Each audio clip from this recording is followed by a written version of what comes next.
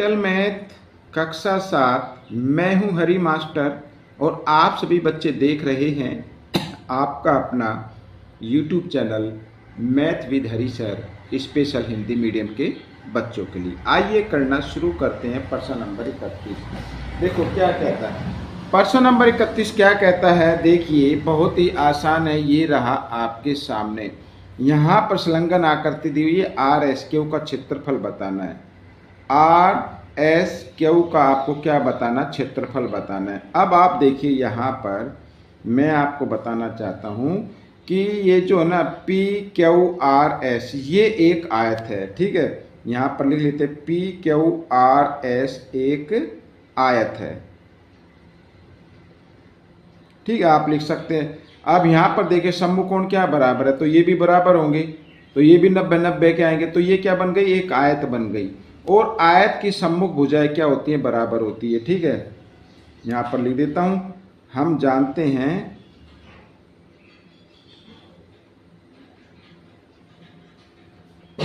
आयत की सम्मुख भुजाएं बराबर होती है, ठीक है, ये मैंने लिख दिया है। अब जैसे इसमें पी क्यू बराबर होगी आर एस की, ये पी क्यू बराबर होगी आर एस के, ठीक है, और ये बराबर कितने 9 सेंटीमीटर, इस तरीके से बराबर हो गई। अब हमें जो निकालना है भाई, ये 9 सेंटीमीटर आ गई, ठीक है, क्योंकि ये 90 डिग्री का कोण है। तो यहाँ पर लिखेंगे त्रिभुज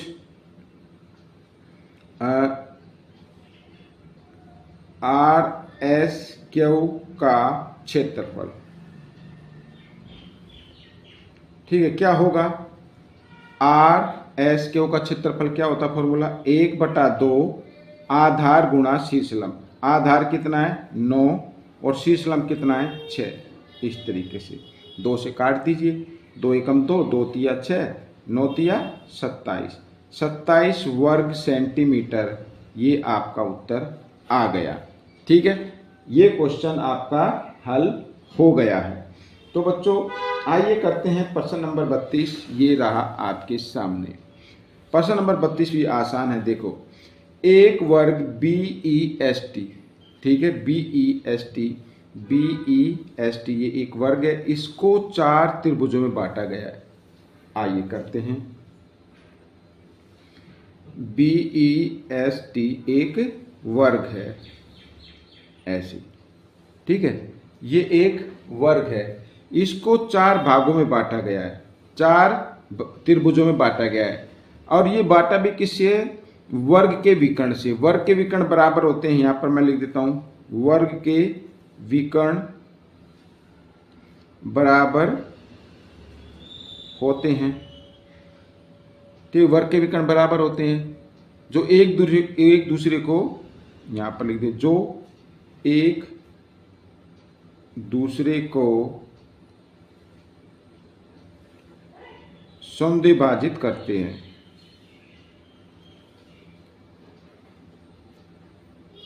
ठीक है, जो एक दूसरे को समद्विभाजित करते हैं। हमें निकालना है त्रिभुज ई ओ एस का क्षेत्रफल, ई ओ एस का। तो आपको क्योंकि 4 चतुर्भुजों में बांटा गया, तो 4 चतुर्भुज क्या होंगे, आपस में बराबर होंगे। तो आपको क्या करना है, आपको वर्ग का क्षेत्रफल निकालना है पहले, ठीक है। वर्ग का क्षेत्रफल, सबसे पहले वर्ग का क्षेत्रफल निकालेंगे।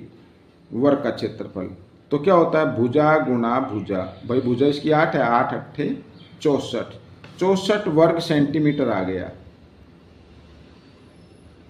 ठीक है, 64 वर्ग सेंटीमीटर आ गया। अब निकालना है आपको त्रिभुज ई ओ एस का क्षेत्रफल। क्या निकालना है, त्रिभुज ई ओ एस का क्षेत्रफल निकालना है आपको। और ये बराबर किसके होगा, चतुर्भुज, सॉरी वर्ग, ठीक है, वर्ग बी ई एस टी, यहाँ पर ब्रैकेट में डाल दो, का क्षेत्रफल। क्या ये इसके बराबर होगा, ई ओ एस का क्षेत्रफल वर्ग बी ई एस टी के बराबर होगा, नहीं होगा।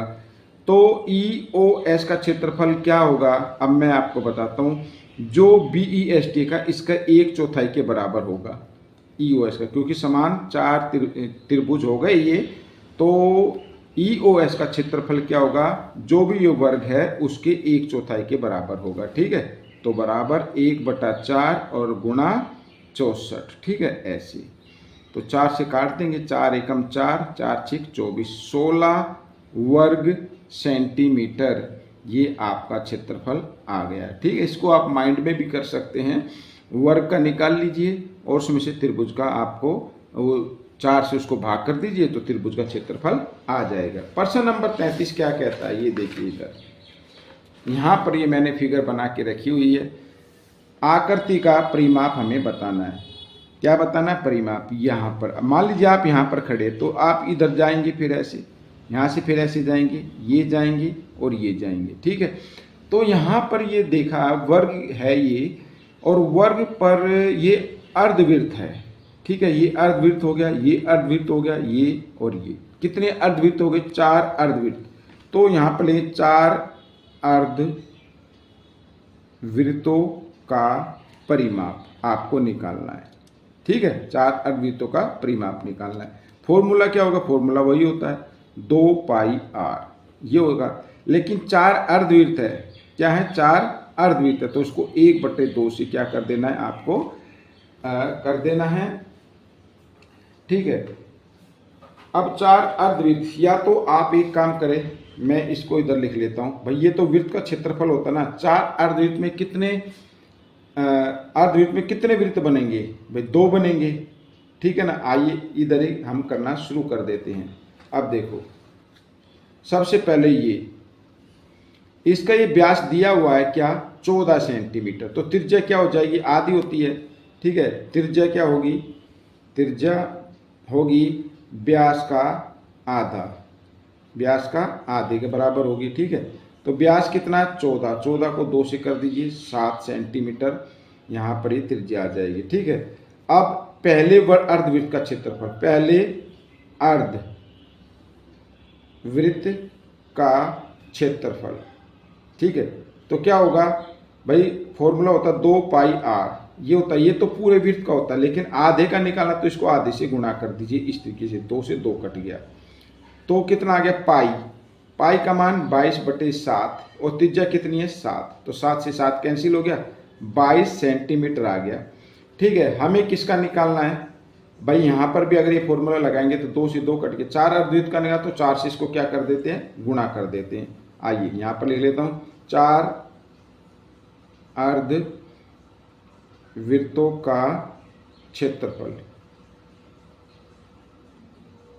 बराबर 22 गुणा 4, कितना हो गया, 88 सेंटीमीटर। ठीक है, ये आ गया, तो ये आपका उत्तर निकल गया है। करते हैं प्रश्न नंबर 34 क्या कहता है, आइए ये रहा आपके सामने। ठीक है, प्रश्न नंबर 34 क्या कहता है, छायांकित भाग का क्षेत्रफल बताओ। मैंने यहाँ पर बना के रखा हुआ पहले, तो आपको क्या करना है, सबसे पहले आपको सबसे पहले इस वर्ग का क्षेत्रफल निकालना है। ठीक है, आइए निकालते हैं वर्ग का क्षेत्रफल। वर्ग का क्षेत्रफल, वर्ग का क्षेत्रफल क्या होता है, भुजा गुणा भुजा, भुजा कितनी 70, तो 70 गुणा 70। ठीक है, कितना हो गया, 4900 हो गया बच्चों वर्ग मीटर। ठीक है, अब छायांकित भाग का निकालना है। अब यहाँ पर देखिए, ये जो ना वृत्त का 1/4 भाग है, तो अगर ये 10वीं क्लास में आते हैं ये प्रश्न, अगर उस तरीके से निकालें तो आप कंफ्यूज हो जाएंगे। मैं आपको बताता हूँ, ये क्या होगा, वृत्त का 1/4 भाग, वृत्त का 1/4 भाग। ठीक है, यहाँ पर 1/4 भाग वृत्त, क्या लिखें, वृत्त के 1/4 भाग का क्षेत्रफल। ठीक है, तो वृत्त का क्षेत्रफल क्या होता है, वैसे तो फॉर्मूला क्या होता है बच्चों, πr/2 होता है, यही होता है, πr/2 होता है। तो अब देखो, ये 1/4 भाग है, और 1/4 ये हो गया, 1/4 ये हो गया, 1/4 हो गया। अगर मैं यहाँ पर लिखा लूँ वृत्त के, ठीक है, 1/4 कितने भाग हैं, 4 है, तो 4 से गुणा कर दीजिए, भाग का क्षेत्रफल। तो पाई का मान क्या होता है 22/7। और आर क्या है भाई, ये तो 70 है ना, आर आधी हो जाएगी 35, तो 35 गुणा 35 ऐसे। 7 एकम 7, 7 पंजे 35, 22 पंजे 110 गुणा 35, ठीक है। तो 1 0 1 0 लगा दी, 11 पंजे 55 का 5 का हासिल 5, 11 3 33 और 5 38, ठीक है। ये आ गया, ये आ गया। यहाँ पर मैं लिख देता हूँ क्या, वर्ग मीटर, क्या लिख देते हैं, वर्ग मीटर लिख देते हैं इस तरीके से। तो अब यहाँ पर देखो 1/4, अगर यहाँ से 4 से 4 काट दिए तो एक वृत्त बन जाता है, एक भाग, ठीक है, वृत्त बन गया। वृत्त का क्षेत्रफल भुजा यानी पाई आर की 2, पाई आर की 2 होता है, पाई का मान 22/7, और हमने इस तरीके से ये कर लिया, ठीक है। तो अब क्या करना है, अब क्या करना है, अब वर्ग के क्षेत्रफल में से ये निकाल देना, ये घटा देना। यहाँ पर ले लेता हूँ छायांकित भाग का क्षेत्रफल, ये जो आया ना 4 अर्धवृत्तों का, सॉरी 4 जो 1/4 भाग है, ठीक है, यानी टोटल एक वृत्त बन गया, तो उसका जो क्षेत्रफल आया है उसको क्या कर देना, घटा देना। आइए कर दे छायांकित भाग का क्षेत्रफल।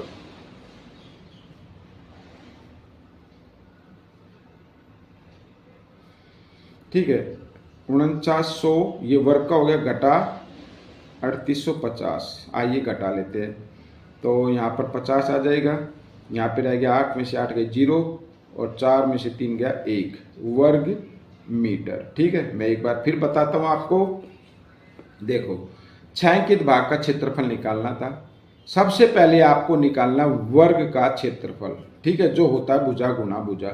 अब वर्ग के क्षेत्रफल में से ये 4 जो दिए हुए हैं, एक अर्धवृत्त नहीं कहेंगे इसको, 1/4 वृत्त कहेंगे, या वृत्त का 1/4वां हिस्सा है ये, ठीक है।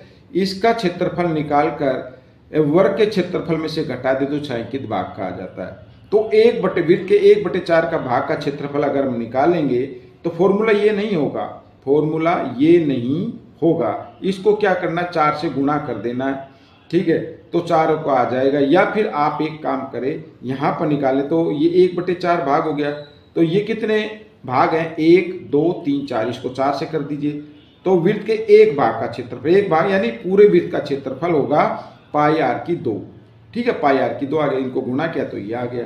अब छायांकित भाग का निकालना है, तो छायांकित भाग का कैसे आएगा, वर्ग के क्षेत्रफल में से ये जो 4 वृत्त के भाग दिए हुए हैं उनके क्षेत्रफल को घटा देना है, तो आपका क्षेत्रफल आ जाएगा, ठीक है। आइए करते हैं प्रश्न नंबर 35, ये रहा आपके सामने। अब इसमें दी गई आकृति का भी क्षेत्रफल बताना है, ये भी बहुत ही आसान है। तो कैसे बताएंगे, देखो यहाँ पर ये निशान दिए ना, इसका मतलब है बराबर है, तो मैंने यहाँ पर क्या किया, इनको आपस में इस तरीके से ये जोड़ लिया है, तो ये भी एक वर्ग हो गया भाई, ये भुजा इसके बराबर है, ये इसके बराबर है, जब तीनों भुजाएं बराबर तो चौथी भी बराबर होगी, तो ये एक वर्ग का क्षेत्रफल निकाल लो आप, ठीक है, एक भाग का क्षेत्रफल। तो लिख लेता हूँ एक भाग का क्षेत्रफल, यहाँ पर 1 2 3 4 5, 5 भाग हैं, एक भाग का क्षेत्रफल।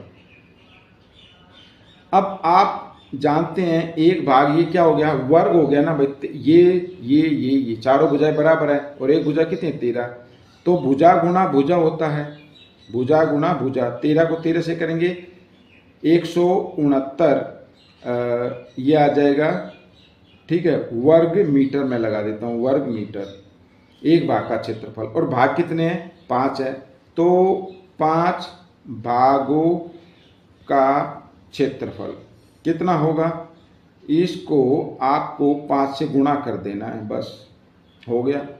5 निम 45 का 5 का हासिल 4, 5 छिक 30 और 4 34 हासिल 3, 5 एकम 5 और 3 8, 845 वर्ग मीटर आ गया बच्चों, कितना आ गया, 845 वर्ग मीटर। तो ये वीडियो कंप्लीट हो गई है। आपको ये वीडियो कैसी लगी मुझे ज़रूर बताएं, और इसमें से सीखकर दूसरे बच्चों को ज़रूर सिखाएं। अब हम मिलेंगे अगले भाग में, तब तक के लिए धन्यवाद।